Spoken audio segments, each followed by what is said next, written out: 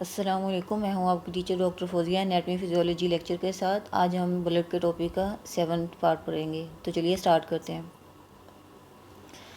जी। तो students, haemoglobin का topic start किया हुआ था जिसमें हमने हीमोग्लोबिन का इंट्रोडक्शन देखा था, साथ में रेंज देखी थी, हीमोग्लोबिन की नॉर्मल रेंज क्या होती है।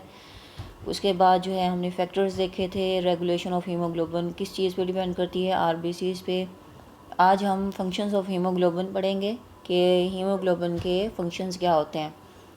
सबसे पहले फंक्शन है हीमोग्लोबिन का ऑक्सीजन ट्रांसपोर्ट। अब हमें पता है कि आरबीसीज़ के अंदर कौन सी चीज़ होती है? हीमोग्लोबिन। और हीमोग्लोबिन में कौन सा पार्ट होता है हीमोग्लोबिन का? हीम मतलब आयरन, जिसके साथ ऑक्सीजन अनस्टेबल बॉन्ड बनाकर जाती है ताकि बॉडी के जिस हिस्से में जाके उसने अनबॉन्डिंग करनी है, बॉन्ड को ब्रेक करना है और टिश्यूज़ या सेल का हिस्सा बनना है, वहाँ पे जाके ये हीमोग्लोबिन से अलग हो जाती है। तो इस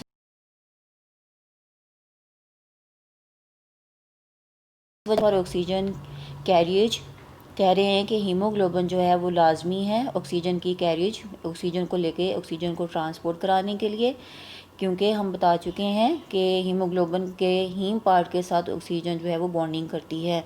इट कंबाइंस रिवर्सिबली, ये रिवर्सिबली जो है वो बाइंड करती है and loosely with oxygen and supply. अगर ये रिवर्सिबल और लूजली नहीं होगी तो ऑक्सीजन बॉन्ड स्टेबल हो जाएंगे हीमोग्लोबिन के साथ, वो टिश्यूज़ में जाके हीमोग्लोबिन से अलग नहीं होंगे, सेपरेट नहीं होंगे। तो इसकी वजह से जो है वो टिश्यूज़ या इनको दोबारा से ऑक्सीजन नहीं मिल सकेगी। बट उसके बाद ऑक्सीजन हीमोग्लोबिन जब ट्रांसपोर्ट कर देगी ऑक्सीजन को, तो दोबारा लंग से अगर ऑक्सीजन लेकर आनी है तो हीमोग्लोबिन क्या कर सकती है? ऑक्सीजन को अपने साथ जो है बॉन्ड भी बना सकती है और ऑक्सीजन के बॉन्ड को जो है अपने से अलग भी कर सकती है। इस वजह से यहाँ पे कहा गया है कि ऑक्सीजन के बॉन्ड जो होते हैं हीमोग्लोबिन के साथ वो रिवर्सिबल होते हैं, बॉन्डिंग और अनबॉन्डिंग दोनों हो सकती है। एंड लूजली, और लूजली का मतलब ये है कि अगर हीमोग्लोबिन के साथ ऑक्सीजन अनस्टेबल बॉन्ड नहीं बनाएगी तो ऑक्सीजन कभी भी हीमोग्लोबिन से अलग नहीं हो सकेगी टिश्यूज़ या सेल्स में जाके। इस वजह से हीमोग्लोबिन जो है ऑक्सीजन के साथ लूज बॉन्ड्स बनाती है, इसलिए यहाँ पे कहा गया है loosely with oxygen and supply tissue from the lungs. और टिश्यूज़ को सप्लाई करती है ऑक्सीजन, कहाँ से लेकर? लंग्स से लेकर, in the form of oxyhaemoglobin. Last lecture में ऑक्सी हीमोग्लोबिन का बताया था मैंने कि हीमोग्लोबिन के साथ अगर ऑक्सीजन बॉन्ड करेगी तो उसको हम क्या कहेंगे? ऑक्सी हीमोग्लोबिन का नाम देंगे।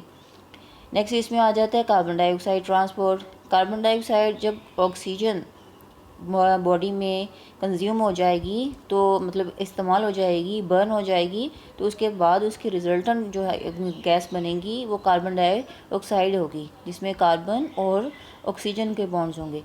तो कार्बन डाइऑक्साइड का जो है 23% जो पार्ट होता है वो भी हीमोग्लोबिन के साथ कैरी होके ट्रांसपोर्ट होता है लंग्स में, फिर लंग्स से ये बॉडी से बाहर रिमूव कर दिया जाता है।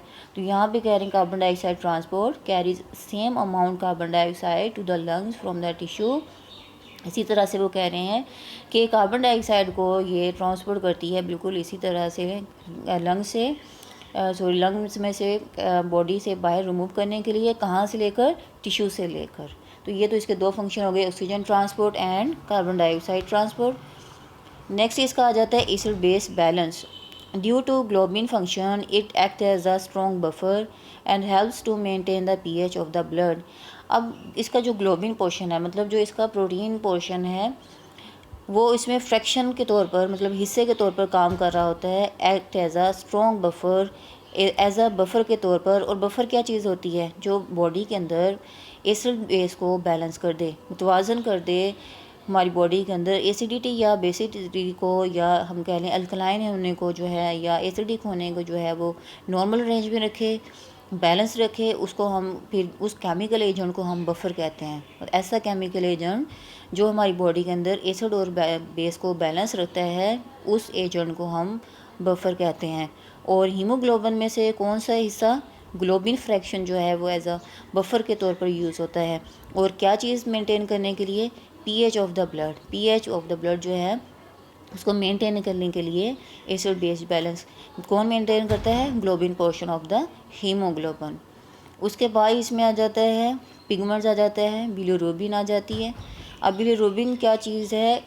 जब हीमो आरबीसीज यूज़ हो जाते हैं, उनकी ब्रेकेज हो जाती है, तो हीमोग्लोबिन आरबीसी से अलग हो जाती है और उसमें से हीमोग्लोबिन में से जो हीम वाला पार्ट होता है वो अलग हो जाता है और वो जाके लीवर में स्टोर हो जाता है। बट जो ग्लोबिन का पोर्शन होता है ये वेस्टेज में कन्वर्ट होता है और इसकी जो वेस्टेज बनती है उसको हम कहते हैं बिलीरुबिन। और बिलीरुबिन जो होती है ये येलो कलर का पिगमेंट होता है, मतलब येलो कलर की होती है। यहाँ पे हम देखेंगे पिगमेंट्स में क्या आ जाता है, bilirubin. Different pigments of bile, अब कह रहे हैं कि बाइल क्या चीज़ है, लीवर जो जूस बनाता है उसको हम बाइल कहते हैं। तो डिफरेंट पिगमेंट्स ऑफ बाइल, और बाइल के अंदर जो है वो डिफरेंट पिगमेंट्स होते हैं जिनके अंदर बिलीरुबिन भी एक पिगमेंट होता है। अब stool and urine etc. are formed from hemoglobin and excreted through the urine and stool। अब बाइल जो है, आपको पता है मैंने जीआईटी के टॉपिक में आपको पढ़ाया था कि लीवर जो है वो बाइल बनाकर देता है जीआईटी को। और बाइल का जो ज़्यादा फंक्शन किस न्यूट्रिएंट पे होता है या मैक्रो मॉलिक्यूल पे होता है, तो लिपिड्स पे होता है। इसने लिपिड्स को मल्सीफाई करके मल्शन बनाकर उसको जीआईटी में से एब्जॉर्ब करा के लीवर तक पहुंचाना होता है। तो और हमने कहा है कि हीम जो है वो अलग होकर स्टोर हो जाएगी लीवर में, और जो मेटाबॉलिक वेस्ट होगा ग्लोबिन का वो लीवर में से बाइल के थ्रू जो है वो जीआईटी में आएगा। फिर जीआईटी से कुछ हिस्सा है इसका स्टूल में चला जाएगा। और आपको पता है कि लीवर से ब्लड जो है वो फिल्टर होने के लिए यूरिन में भी जाएगा, तो बाइल में से कुछ हिस्सा जो है वो यूरिन में चलाया जाएगा बिलीरुबिन का। तो इसलिए कह रहे हैं यहाँ पे कि स्टूल और यूरिन दोनों में ही बिलीरुबिन शामिल होती है etcetera are found from haemoglobin, कि इन दोनों में अगर यूरिन और स्टूल में बाइल के थ्रू जो अगर जा रहा है तो उसमें से हम कहेंगे कि ये किसके बने हैं, हीमोग्लोबिन में से ग्लोबिन के पार्ट से बने हैं। And excreted through the urine and stool, और ये किसके थ्रू फिर एक्सक्रीट हो जाते हैं बॉडी से, यूरिन के थ्रू मतलब पेशाब के थ्रू, और स्टूल मतलब फीकल मटेरियल के थ्रू, फुजले के थ्रू जो है हमारी बॉडी से रिमूव हो जाते हैं। तो यहाँ पे जो है इसमें आ जाता है फिर कि इसमें ब्लड सेल्स आ जाते हैं, रेड ब्लड सेल्स हैं, तो इनको भी जो है वो के आरबीसीज जो होते हैं वो किस रेंज में हो सकते हैं, कितने बनते हैं और किस तरह से तैयार होते हैं। उसके साथ साथ आपकी बुक में डायग्राम भी दी हुई है जिसमें बताया हुआ है एसिड बेस बैलेंस का बताया हुआ है इस डायग्राम के अंदर कि हीमोग्लोबिन जो है वो लंग्स से एंटर हो जाएगी ब्लड के भीतरी में।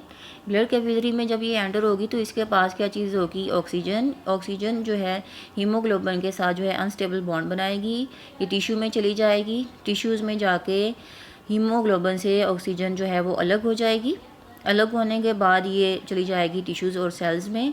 सेल्स में जब ऑक्सीजन की कंजप्शन हो जाएगी तो रिजल्टेंट जो इसकी एंड प्रोडक्ट जिसमें कह लें क्या आएगी, वो कार्बन डाइऑक्साइड की फॉर्म में होगी। और कार्बन डाइऑक्साइड जो है वो अपना बॉन्ड किससे बनाएगी, वाटर के साथ। वाटर के साथ बनाकर ये बाइकार्बोनेट्स बना देगी।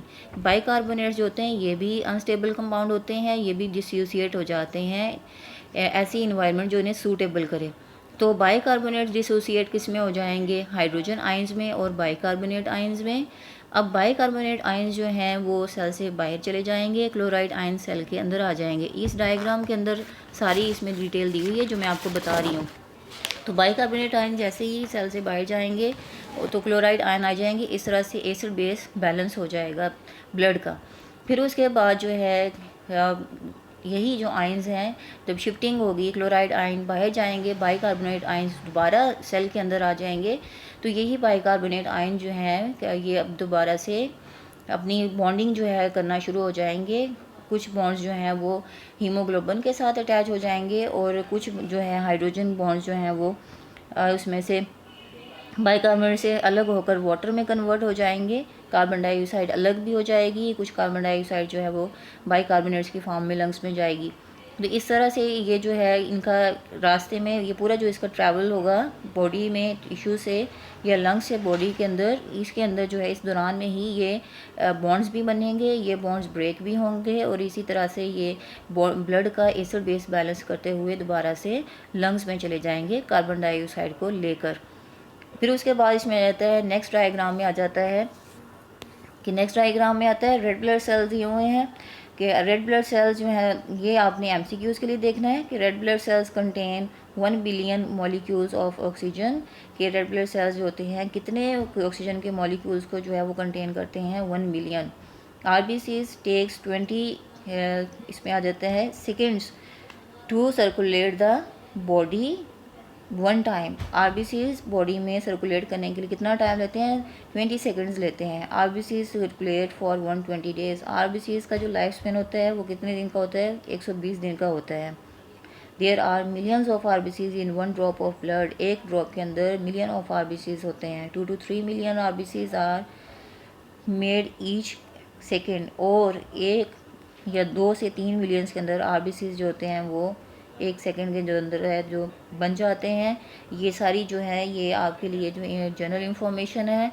आपने इस इंफॉर्मेशन को जो है वो पेपर पॉइंट ऑफ व्यू से लाजमी करना है कि कितना लाइफ स्पेन हो सकता है, कितने बिलियन ऑक्सीजन लेकर जाते हैं, 1 सेकंड में कितने जो है वो सेल्स बन सकते हैं, एक ड्रॉप के अंदर कितने सेल्स होते हैं। ये आपका जो टॉपिक मैं अभी आपको करा रही हूँ ये पेज नंबर 57 पे है। तो इस तरह से आपका हीमोग्लोबिन का टॉपिक भी कंप्लीट हुआ। नेक्स्ट लेक्चर के साथ इंशाल्लाह फिर दोबारा हाजिर होंगी। Thank you. अल्लाह हाफिज़।